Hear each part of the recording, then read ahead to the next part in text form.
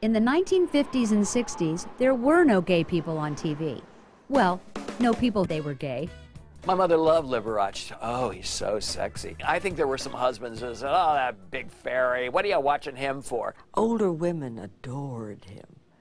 He was very funny and flamboyant. Other TV characters may have been less outrageous, but they still strayed slightly from the narrow. And so it became almost a game for gays to figure out which ones might play for their team. Ralph on Green Acres, yeah, she was from the overall, she was kind of butch. Alan Sues from Laugh-In, who never gets the credit that he deserves. Jane Hathaway. Jane Hathaway of the Beverly Hillbillies probably stands out above everybody. Because she was, you know, she looked like a dyke. Is she a rare find? I just try to be like you, Miss Hathaway. Jane. She was so the uptight lesbian who threw herself in her career. Comparatively new girl, Chief. But already she has displayed those qualities so rare in the modern girl. Eagerness to learn, willingness to work, loyalty to the bank, devotion to duty. Unlike so many others, this girl is not here to find a husband. She is here to work, right, Gloria? Right, Miss Hathaway. You may call me Jane. That typified the gay character, you know, back in the 60s and 70s. I'm married to my research project. I'm married to the bank. You know, to whatever job it is. Even housekeeping? I wasn't so sure about Alice. She was a bit of a handsome woman. She was kind of butchy. She had short hair. She wore sensible shoes. She was an unmarried woman, so she had Sam. Alice had Sam. Sick of people calling her gay. Dr. Smith on Lost in Space, what were they thinking? You know, Dr. Smith was a villain, turned out, William, danger approaching, danger approaching. I mean, if he wasn't gay, neither am I. Don and Lost in Space had a rivalry, don't you remember? They'd always back and forth, back and forth. Ah, Major West, just in time to test a culinary marvel. The crepe Suzette Henri Carpentier de Paris, which I learned at the feet of the master. Get outside.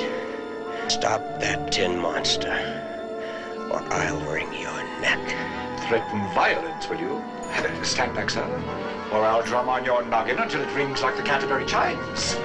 I surrender. Stand back, I've got a ladle. That guy is so gay, he's gayer than I am. A ladle in space? What about Monroe? Too close for comfort. Was he not out?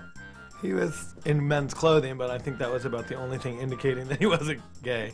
Joe on The Facts of Life. I mean, that leather jacket and motorcycle and that weird tension she had with Burr. I mean, there was clearly something going on there.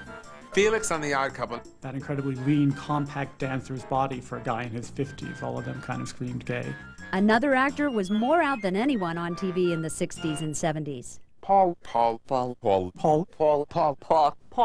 Hello. Paul Lind played Paul Lind no matter what he was doing. And he was spectacularly good at it. Even today, it's rare for any actor on TV to play a role in a way that casts doubt on his heterosexuality. But Paul Lind couldn't or wouldn't suppress himself, even when appearing on a family show like Bewitched. It was understood that Uncle was gay. Tally ho! Hi, Sammy. That didn't happen years and years ago. We forget. Sammy, I'd appreciate it if you kept the toaster on light from now on. Boy, that's smart. Next time, try the waffle iron. Leaves a moving pattern. He didn't just utter a joke. You know, he launched on it. He pounced on it. He became it. But the night before Halloween, and all who were chic were sipping champagne. They'd been stoned for a week. I love Paul Lind. A show called The Paul Lind Show where he played a married man with kids. And he would come in the door and be like, Martha, get me a martini.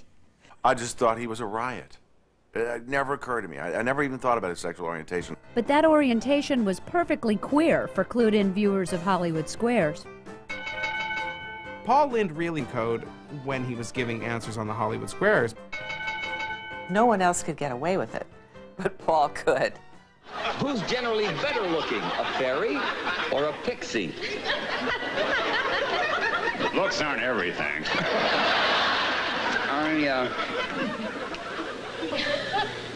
I'll go for the fair. Oh my God, can they say that?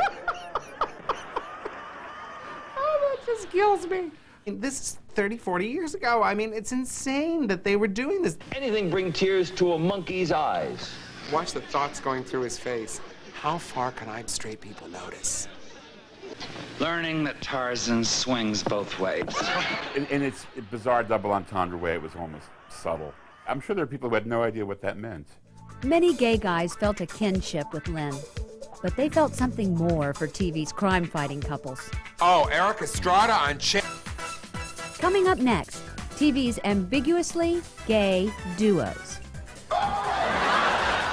And later, I loved the Carol Burnett show. I think it definitely had a gay sensibility. when Tickled Pink returns.